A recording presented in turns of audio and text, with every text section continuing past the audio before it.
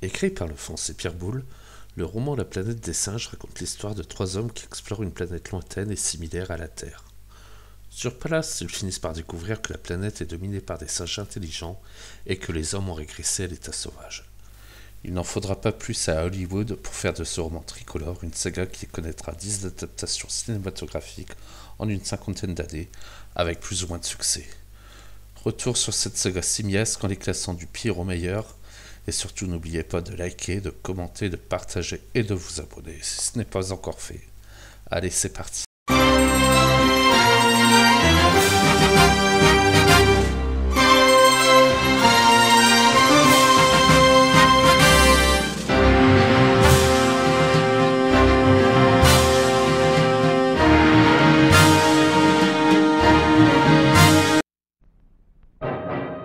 We want guns! Now, the final chapter in the incredible Ape Saga. There it is, or was. This is the hell my forefathers used to speak about. This background radiation alone will give us 300 Röntgens an hour. The battlefield, a dead city 12 years after the ultimate bomb has been dropped. The prize, the right to inherit what's left of the Earth. The contestants, ape against man. The most unbelievable showdown ever filmed. As the mutants, strange, transformed men who live underground like moles, battle the apes to decide who will be master and who will be slave.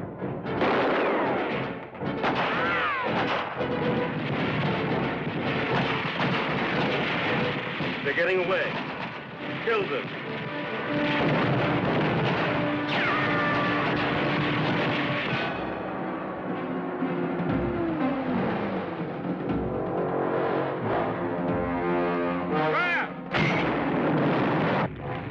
Murdered my son. We will smash the human, and then we will smash Caesar! I don't want to have to remember my husband. I want to love him now. But we who survive create a new race. In the aftermath of his victory, the surface of the world was ravaged by the vilest war in human history.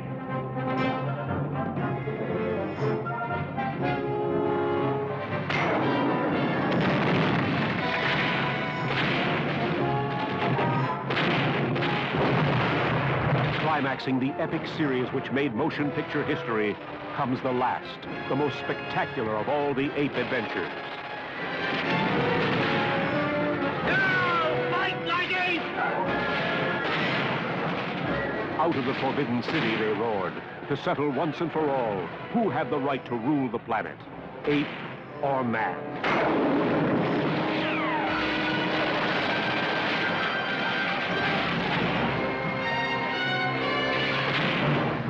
Cinquième film de la franchise, l'ultime volet de cette première saga commencée 5 ans plus tôt, on y suit l'histoire de César, le chef d'une communauté de singes intelligents et d'humains, qui se lance dans la quête de ses origines car il est persuadé que ses parents sont venus du futur. Il se rend alors dans les ruines de la cité voisine et y découvre des humains mutants vivant dans la radioactivité. Mais très vite, ceux-ci se montrent très hostiles face aux singes. Alors pourquoi ce film est très mauvais ? Tout simplement parce qu'en plus de certaines incohésions scénaristiques, on y voit clairement le manque évident du budget, que ce soit pour les effets spéciaux ou dans les décors. Et malgré le retour aux commandes de John Lee Thompson, le résultat sera à peine correct et restera très loin derrière l'original. Ce second volet suit l'astronaute Brent qui cherche à retrouver le capitaine Taylor, le héros du premier film. Aidé par Nova, la compagne de Taylor, et suivant le conseil d'amis chimpanzés, il s'aventure dans le désert nommé Zone Interdite et retrouve les ruines de ce qui fut autrefois New York. Malgré un budget divisé par deux, le maquillage des singes et des mutants reste toujours aussi efficace et saisissant de réalisme. Ce qui ne m'a pas plu ici, c'est la quasi-absence de Charlton Heston remplacé par le très moyen James Franciscus, et le pire restera le fait qu'à la fin, Taylor décide de déclencher la bombe atomique plutôt que de la laisser aux singes. Ça m'a choqué et ça me choque encore aujourd'hui. Mais c'était pas une intention, ils sont habillés. Où ont-ils eu ces vêtements? Ils les ont apportés avec eux, mon général. Avec eux? Dans leur sac de voyage. Leur sac?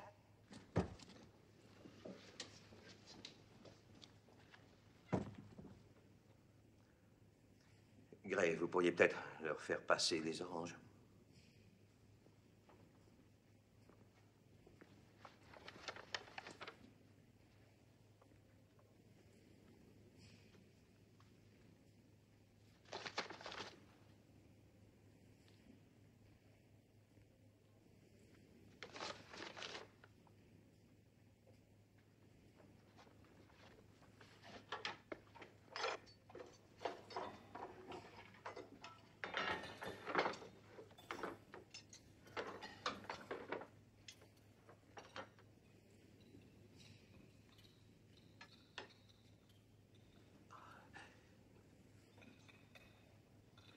Bon, ils vont aux eaux. Ils entreront à l'infirmerie. Demandez à la police de prévoir une escorte pour 4h30. Mais ils auront de la compagnie. Il y a un gorille dans la cage à côté. Pourquoi a-t-il fait ça?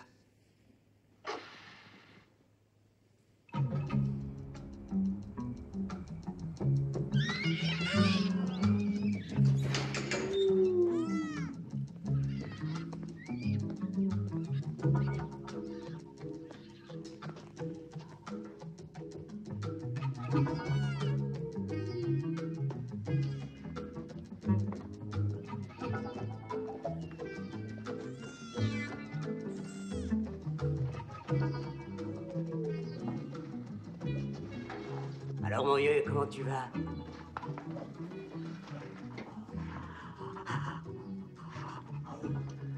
Eh ben, ça n'a pas l'air de s'arranger.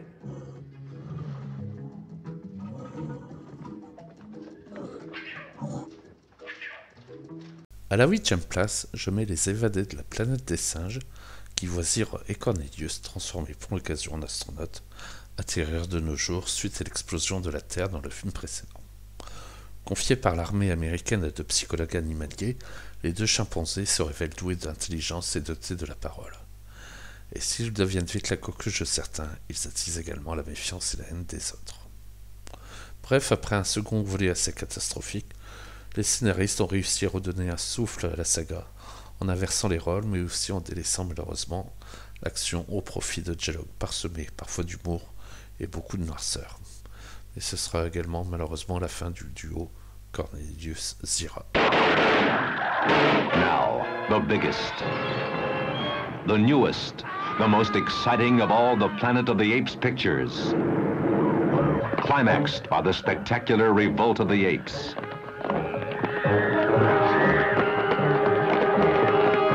The most awesome, the most horrifying spectacle in the annals of science fiction. First pampered as pets, then abused as servants, now oppressed as slaves.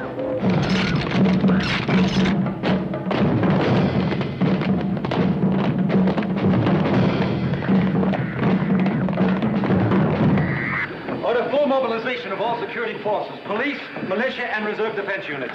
See that every entrance into the city is cordoned off immediately. Yes, sir. Our control methods to include the use of tear gas and sedation darts. There will be but one control method.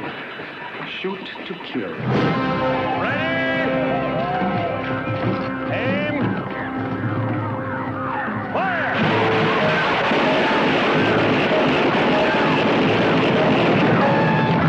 This will be the end of human civilization, and the world will belong to a planet of apes! Watch the screen explode as man faces ape in the ultimate revolution. Where there is fire, there is smoke. And in that smoke, from this day forward, my people will plot and plan for the inevitable day of man's downfall. And that day is upon you now!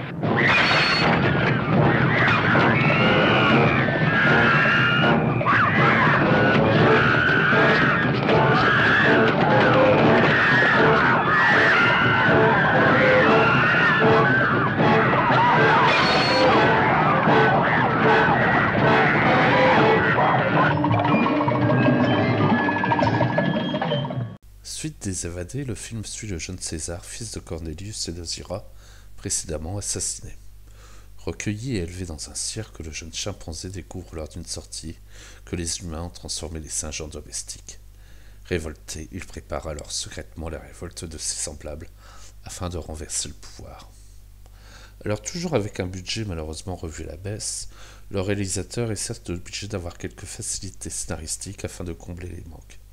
Mais le savoir-faire de John Lee Thompson nous offrira quelques scènes très intéressantes, un rythme assez soutenu, pour aboutir à un final où les singes reprendront le dessus.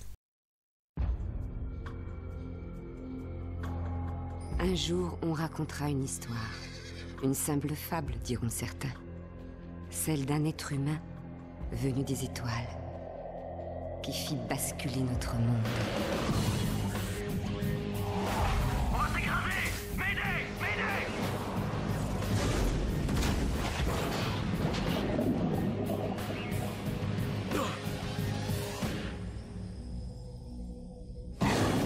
Dans un monde où la liberté n'existe plus, Où je suis? Qu'est-ce qui se passe ici? Portez-les! Et nettoyez-les!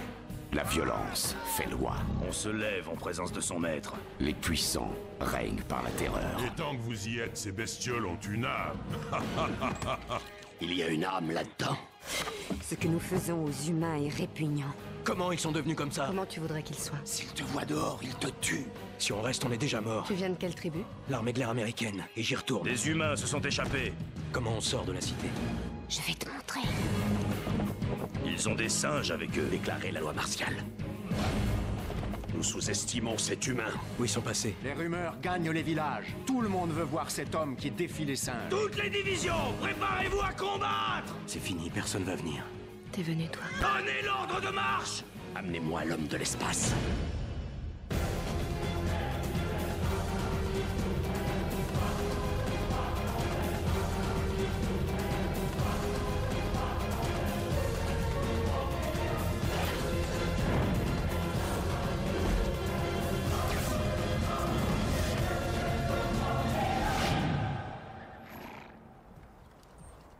Tuez-les tous.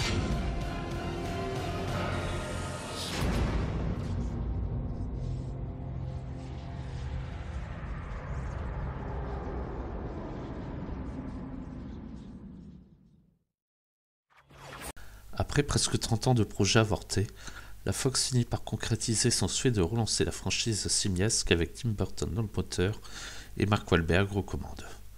Mais malheureusement il en sort un film assez sage à l'esthétisme travaillé, et seule la dernière partie du film réveillera l'intérêt du spectateur. Pas mauvais en soi, le film aurait quand même mérité plus d'attention de la part des producteurs face aux investissements faits par Burton sur les failles du scénario. Avec 360 millions de dollars de recettes pour un budget de 100 millions, le film aura rempli cette case mais pas le cœur des spectateurs ni de la critique. On notera quand même l'apparition clin d'œil de Charlton Heston et de Linda Harrison, les personnages principaux du film original.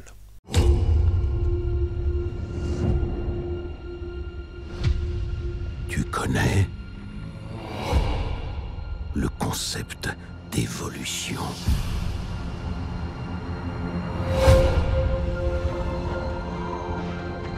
Durant leur règne, les humains étaient capables de faire de grandes choses. Ils pouvaient voler comme les aigles. Ils pouvaient se parler par-delà les océans. Mais aujourd'hui, c'est notre règne. Et c'est mon royaume. Nous apprendrons. Les singes apprendront. Et moi j'apprendrai. Je vais conquérir le monde.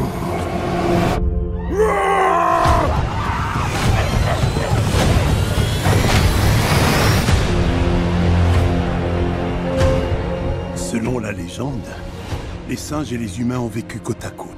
Aussi improbable que ça puisse paraître. Pourquoi il la traque? Elle est plus intelligente que la plupart d'entre eux. Les anciens ne nous ont pas tout dit sur ce monde. Prosterne-toi devant ton roi. Les singes traquent les humains. Ce n'est pas Juste.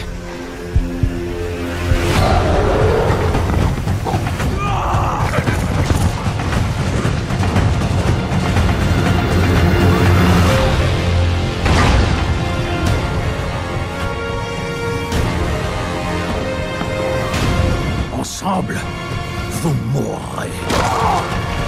Non. Ensemble, nous serons plus forts.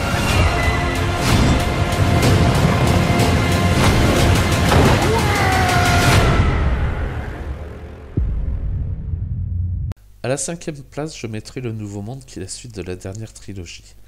L'action se situe 300 ans après la mort de César, et les singes ont pris définitivement le pouvoir, tandis que les humains sont revenus à l'état sauvage. On y suit le parcours initiatique de Noah, un jeune singe, qui, dans sa quête, se questionne sur les choix à faire sur l'avenir et le devenir des singes et des humains. Comme pour l'épisode Les Origines, le réalisateur se réapproprie les bases de l'histoire précédente, afin de la poursuivre vers une nouvelle direction. Et en faisant le pilier d'une nouvelle trilogie, le nouveau royaume s'installe tranquillement, mais laisse un peu le spectateur sur sa faim, malgré un esthétisme très travaillé.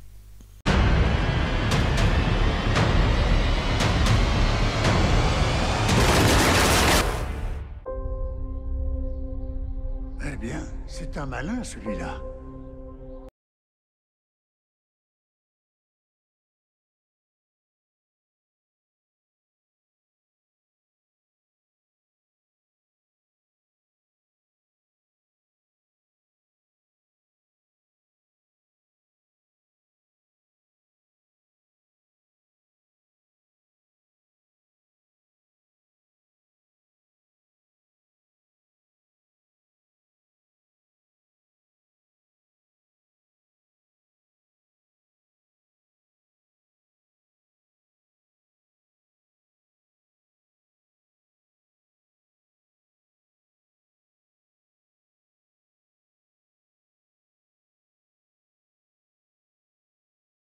Savoir renoncer à notre humanité afin de pouvoir sauver l'humanité.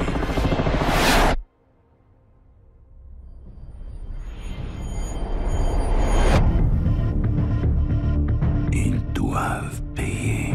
Je veux en finir. Je vous ai offert la paix. J'ai fait preuve de pitié. C'est toi qui parles de pitié? Quoi que tu en dises, vous auriez fini par prendre notre place. C'est la loi de la nature. Et toi, qu'est-ce que t'aurais fait? Qu'est-ce que les humains t'ont promis? Tu peux faire ce que tu veux. Tu ne seras jamais l'un d'entre eux. Tu es singe. On est le commencement et la fin. Ensemble, singe fort. On est le commencement et la fin. Ensemble, singe fort. Tu es là pour sauver tes singes? Je suis là pour toi.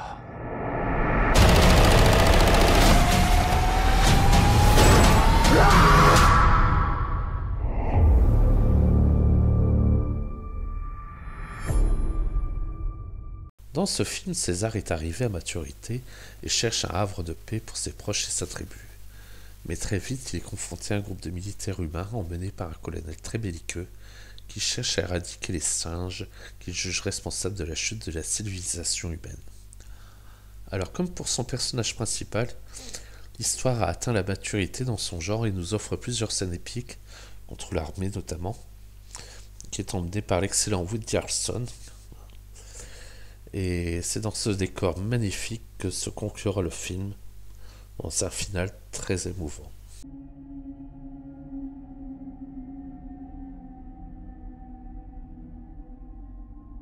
Ensemble, nous avons vécu l'enfer. Nous avons passé 4 ans.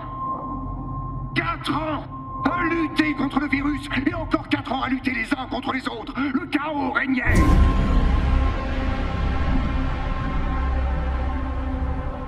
Mais vous tous, vous savez ce que nous avons à combattre. Je dois parler à César!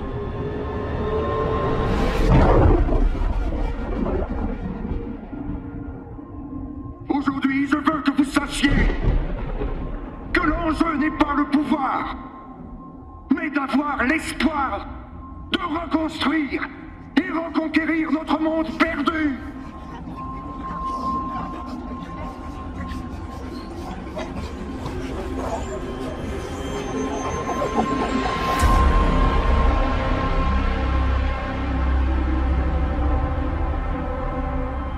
Sur la dernière marche du podium, l'affrontement mérite largement sa place. Très attendu après les origines, ce film se devait de dépasser son aîné, et en mettant à la réalisation Matt Reeves, les choses ne pouvaient que bien se passer.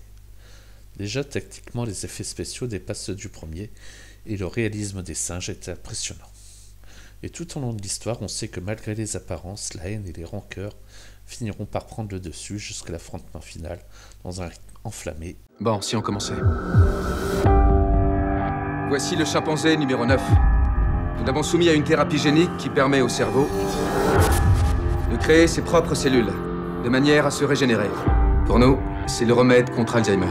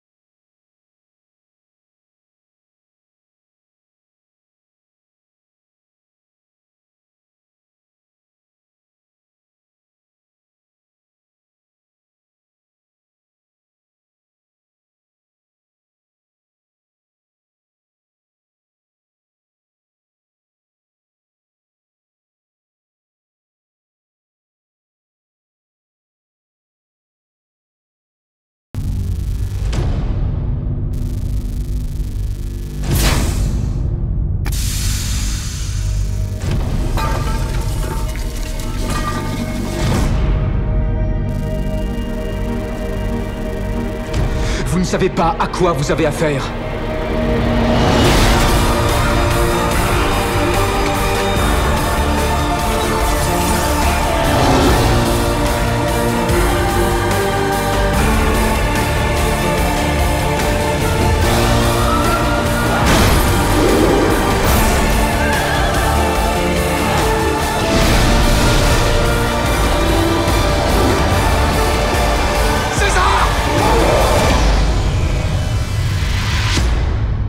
Après la version décevante de Tim Burton, il était devenu dangereux de se lancer dans un nouvel opus.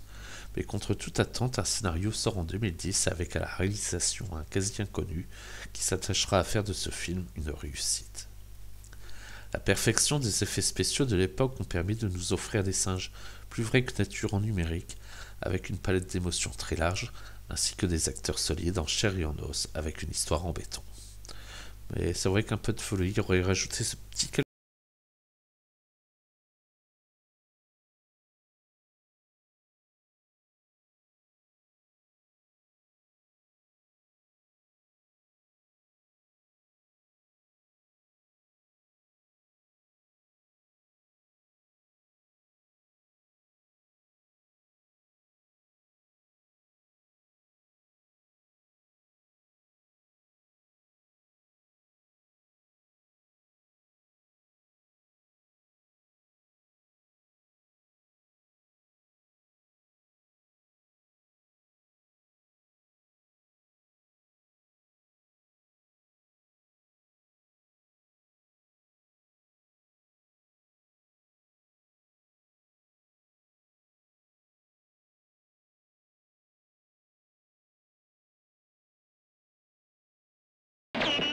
Twentieth Century Fox a porté à l'écran La planète des singes.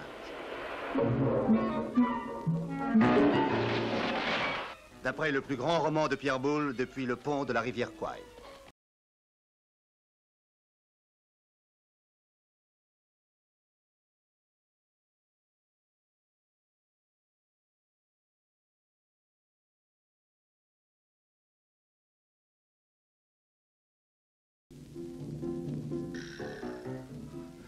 vous avez osé. Vous avez détruit son cerveau, espèce d'ignoble babouin. Mais c'est un monde de fous! Mais c'est un monde de fous! Mais c'est un monde de fous! Mais c'est un monde de fous! Mais ça ne s'est pas terminé là. Ça s'est terminé par un épisode si imprévisible, si dément, que par comparaison, l'horreur qui l'avait précédé en devenait calme et douce comme une nuit d'été. Un nombre considérable de savants ont travaillé très longtemps pour répondre à cette question. À quoi ressemblerait notre civilisation si l'évolution de la race humaine était inversée? L'homme serait dominé par les singes. Des centaines de techniciens et un nombre encore plus important de maquilleurs ont été réunis pour assister les producteurs, le scénariste, le metteur en scène et les acteurs. Le docteur Cornelius est Roddy McDowall. Le docteur Zira est interprété par Kim Hunter.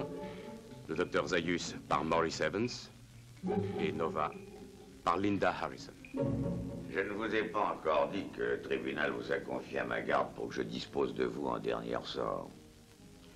Est-ce que vous savez ce que ça veut dire? Non. D'abord, l'émasculation. Ensuite, chirurgie expérimentale sur les centres de la parole dans les lobes de votre cerveau. Vous deviendrez en quelque sorte un mort-vivant. La planète des singes fait exploser les frontières de l'imagination.